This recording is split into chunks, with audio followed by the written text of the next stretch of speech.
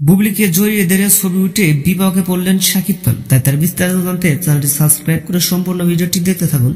সুপ্রিয় দর্শক, ঢাকায় চলচ্চিত্র আলোচিত অভিনেত্রী স্বপ্না হাসান বুবলি হাজারো সিনেমার কাজে ব্যস্ত থাকেন, মাঝে মধ্যে সরব থাকেন ফেসবুক পেজ নিয়ে। ঠিকই তেমনই কিছুক্ষণ আগে তার ভেরিফাইড ফেসবুক পেজে বেশ কয়েকটি ছবি পোস্ট করেছেন।